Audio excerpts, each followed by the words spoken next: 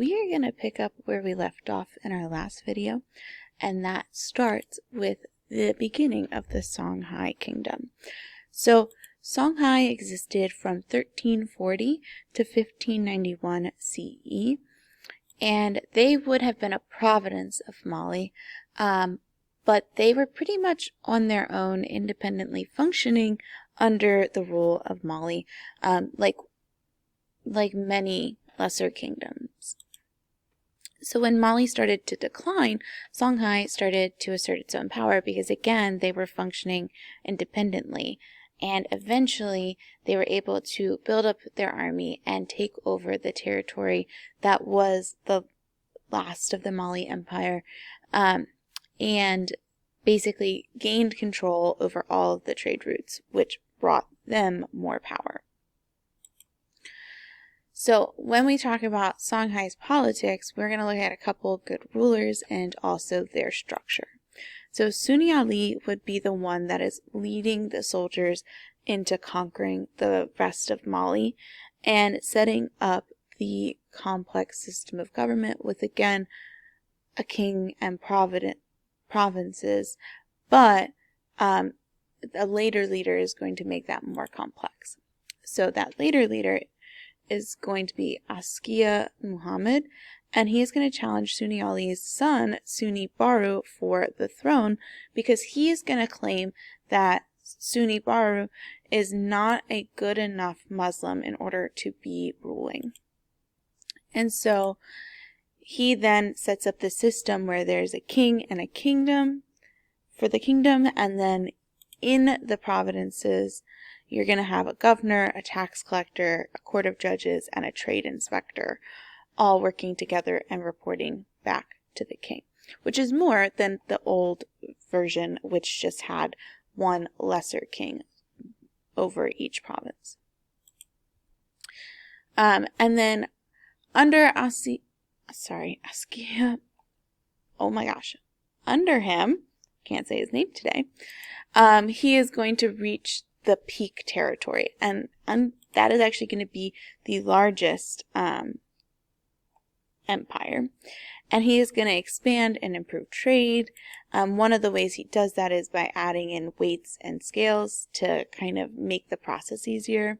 He's going to add organization to the central government, which we just kind of talked about.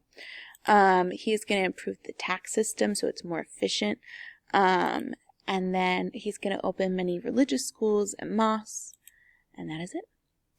So again, like I said, the biggest achievement Songhai has is being the largest empire in West African history, which you can really see in this map here, where the orange outline is Songhai at its largest, and it is clearly much larger than the other two.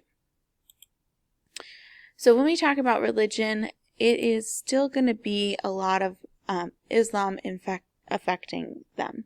So Sunni Ali, the first leader, is going to convert in order to keep the merchants happy, but is not really super into it.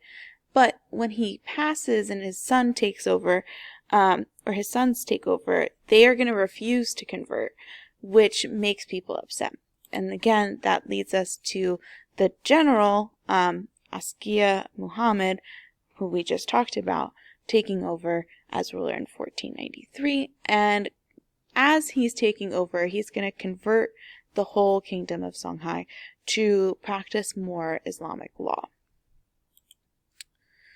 So, like all others, they are going to really focus on the gold salt trade in order to get their money. And again, they're going to be exchanging things like gold, ivory, ostrich feathers, and enslaved people in order to get salt, horses, camels, cloth, and other luxury goods that were coming from the north and from East Africa. So one difference is, however, they are going to have a clan-based system, which means that basically your family is kind of deciding your job. So whatever family you were born in, you would have that clan. Now, these are going to not be harsh, it's just a tradition, meaning it's not a bad thing. It just is what it is. So Songhai is going to finally fall later in the 1500s because there's going to be a series of plots and coups after Sika's after him. There's basically no other really strong leader, and it just starts to decline and fall, which that sounds bad, but it doesn't lead to the ultimate fall. So there were some environmental changes that caused droughts and disease. Again, bad, doesn't lead to the ultimate fall. But in the late 1500s, Morocco, which is in northern Africa, is going to invade Songhai and take its rich trade routes.